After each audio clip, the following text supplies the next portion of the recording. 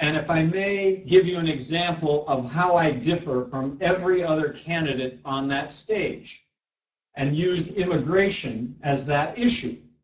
When it comes to the debate on stage, candidate number one wants to build a fence across the border. Candidate number two wants to build a parallel fence to the first fence. Candidate number three wants to run a moat down the middle of those two fences. Candidate number four wants to run barbed wire across the top of the two fences. Candidate number five wants to electrify the barbed wire. And candidate number six wants to have drone patrols over the entire fence.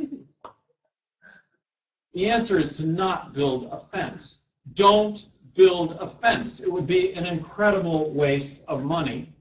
And then for the only candidate up there who doesn't want to build a fence, which is Rick Perry, who's a border governor, New Mexico former governor, border governor, don't build a fence.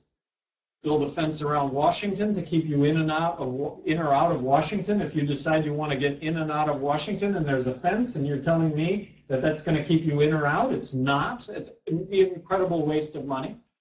But the only other governor that says don't build a fence is Rick Perry. But you know what Rick Perry has to say with regard to the drug violence on the border and the fact that 40,000 people have died over the last 4 years because of the drug violence? He wants to add guns to that equation. He wants to militarize the border even more than it already is. So combat guns with more guns, and actually every other candidate on stage also agrees with that, with the exception of Ron Paul. But Ron Paul wants to build a fence. I'm not sure why that's the case. Don't build the fence. Make it as easy as possible for somebody that wants to come into this country and work to get a work visa.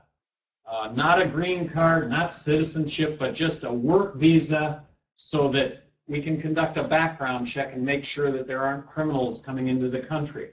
We can give them a Social Security card so that applicable taxes would get paid. And if we implement the fair tax, it won't even be an issue because the fair tax is unavoidable. Whether you're a legal or illegal immigrant or a visitor, everybody pays the fair tax. It's unavoidable. And then when it comes to border violence, legalize marijuana, and arguably 75% of the border violence with Mexico will go away because that's the estimate of the drug cartel's activities that are engaged in the marijuana trade.